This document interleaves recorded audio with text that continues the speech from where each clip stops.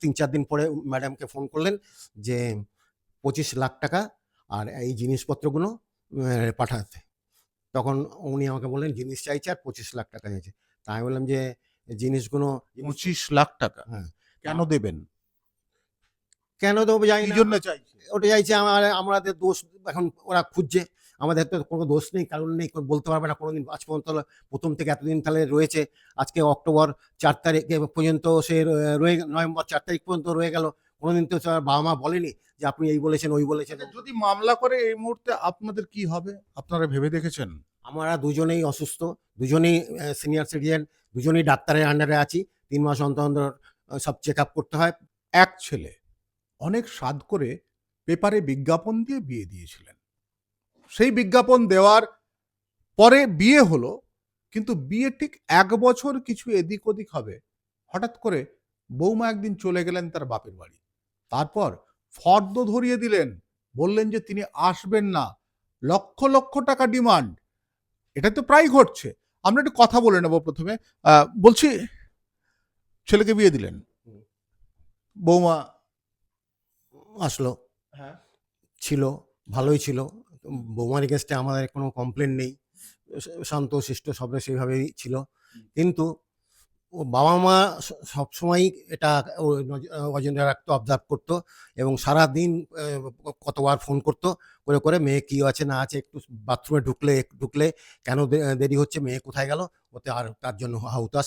একে একবার ফোন করবে, ওকে একবার ফোন করবে, 4বার 5বার ফোন হয়ে যাবে। এবার 10-15 মিনিট দেরি হয়েছে বলে বাথরুম থেকে ও এতক্ষণ কোথায় গেছে। কাজের লোক হয়তো দেরি করেছে, হয়তো চান করতে একটু দেরি হয়েছে, কথা বলেছে, কোনো আলোচনা করেছে, কোথাও একটু বাইরে গেছিলো, সেই জন্য ওর মা ওই জন্য ওখান থেকে চিন্তিত হয়ে গিয়ে এরকম করে রাত্রি 10টা-11টা পর্যন্ত তাকে প্রতিদিনে সকাল থেকে রাত্রি পর্যন্ত রিপোর্ট হয়। বেড়াতে গেলেও সেখানে ঘন্টার পর ঘন্টা ফোন করে এবং সব রিপোর্ট দিতে হয় যে আমার মেয়ে কোথায় গেল, তাকে টাইমে টাইমে রিপোর্ট দিতে হবে।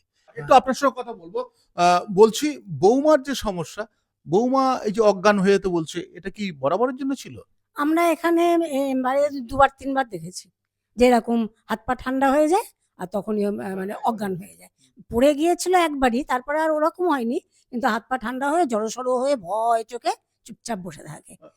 মানে বৌমা কি আগে থেকেই অসুস্থ ছিল মনে হয়? আমরা তো আগে থেকে এখন তো বুঝিনি, যখন এসে ফার্স্ট লক্ষ্মী পুজোর দিনই আমরা ধরা পড়লো। বিয়ে কত তারিখে হলো? বিয়ে হলো 9ই মার্চ 2023। 2023। বৌমা চলে গেল কবে? চলে গেল 5ই নভেম্বর 2024। মানে 1 বছরের কিছু বেশি। 18 মাস। তা বৌমা যে যখন চলে গেল, কে নিয়ে গেল এসে? সে ফোন করলো, তার বাবা এসে নিয়ে চলে গেল। বৌমার মূল সমস্যা কোথায়? মন তো বুঝতে পারতাম না। আমরা তো যখন যা ডিমান্ড করেছে তাই দিয়েছি, যখন যা বলেছে তাই শুনেছি। যখনই ওর মারা বলেছে আজ পিসি দেখতে চেয়েছে, নিয়ে যাচ্ছি 2 দিনের জন্য, আজ দিদা দেখতে চেয়েছে, নিয়ে যাচ্ছি 2 দিনের জন্য, আমরা ছেড়ে দিয়েছি। বৌমার বাবা মুখ ঝামটা দিতেন?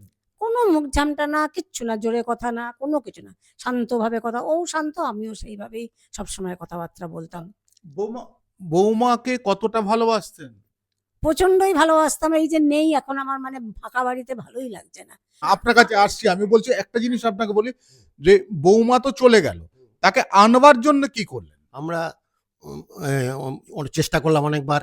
ফোন করলো ওর মা, ছেলের মা ফোন করলো, ওর বাবা 4-5 দিন পরে ফোন করার পরে বললো 2 দিনের জন্য নিয়ে যাচ্ছি বলে ওর বাবা আমাকে নিজে ফোন করে জানালো 2 দিনের জন্য নিয়ে যাচ্ছি, এই কথা বললো। এইসব কোনো কথা বলেইনি, বলে নিয়ে গেল।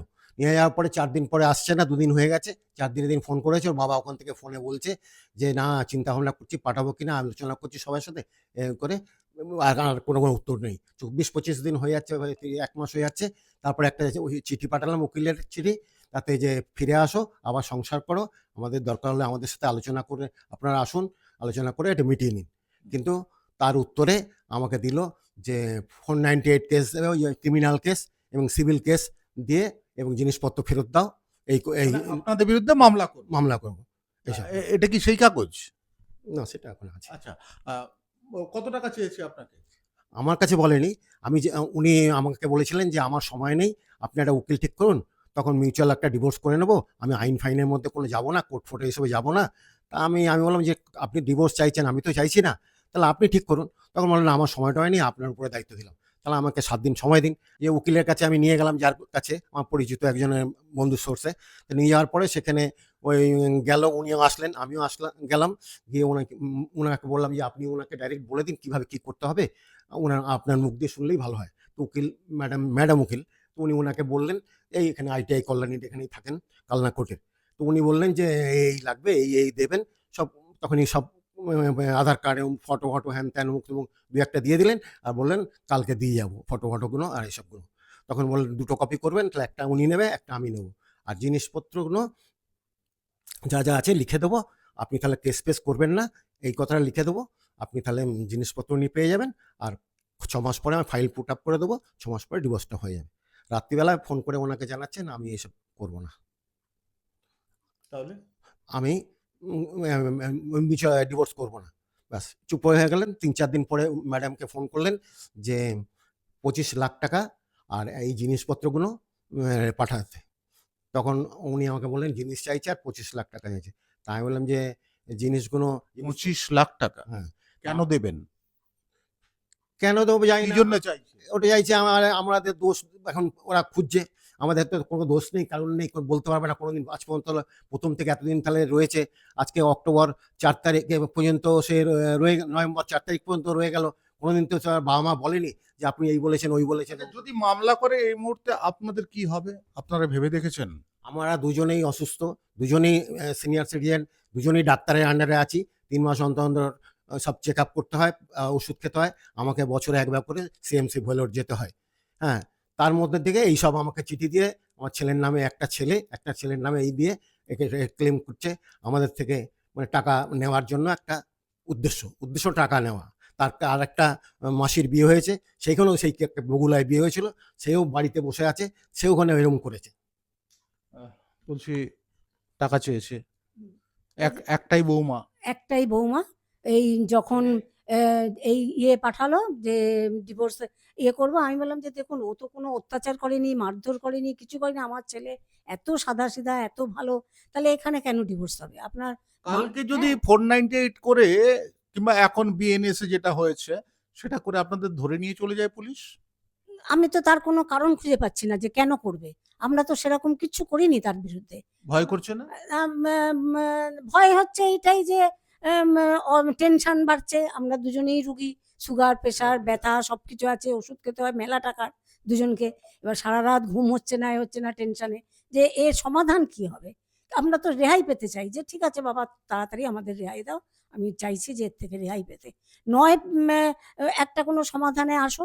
কিছুই তার উত্তর দিচ্ছে না, কোনো কথা বলছে না, শুধু একটা করে জিনিসপত্রের লিস্ট পাঠাচ্ছে, প্লেন সাদা কাগজে লিখে পাঠাচ্ছে যে এইগুলো দিয়ে দিন। আর এবারে আবার 15 লাখ, 25-এর থেকে কমে 15 লাখ দাবি করেছে, 15 লাখ দিতে হবে। আর আমরা বলেছিলাম 1 মাসের মধ্যে চিঠির উত্তর দিন, যে আমরা তোমাকেই চাই। বিয়ের 1 বছর সামথিং বাবা চাইছে 15 লাখ। হ্যাঁ, প্রথমে 25 প্রথমে 25 মুখে বলেছিল, তারপরে এখন একটা সাদা কাগজে লিখিত দিয়েছে যে 15 লাখ দিতে হবে, আর ওই সব জিনিসপত্র ফেরত দিতে হবে, দিলে তারপরে আর কি এই করতে হবে। আমরা বললাম যে ঠিক আছে, আমরা তো এখনো ওকে চাইছি, আমার ছেলে সংসার করতে চাইছে, এখনো আমরা চাইছি ফিরে আসুক, তবুও যদি মেয়ে না ফেরে আমরা ওর মতে রাজি, কিন্তু আমাদের একটা জায়গায় বসে তাহলে আলোচনা করা হোক যে কি করা কি রাজি? সেইতে আমাদের 1 মাসের মধ্যে চিঠির উত্তর দিন। 1 মাস হয়ে গেছে কিন্তু কোনো চিঠির উত্তর দেয়নি এখনো পর্যন্ত, দেয়নি। আমি এনার বৌমার যে বাবা রয়েছেন তার সঙ্গে ওভার ফোন কথা বলেছিলাম, এনাদের কাছ থেকে নাম্বার নিয়ে তিনি পরিষ্কার জানিয়ে দিয়েছেন যে তিনি আর মেয়েকে পাঠাবেন না এখানে, মেয়ে এখানে সংসার করতে পারবে না রূপমের সঙ্গে। আমি একটা রূপমের সঙ্গে কথা বলবো। রূপম, তুমি যদি একটু এদিকে আসো। বলছি তোমার সঙ্গে স্ত্রীর সমস্যা কি?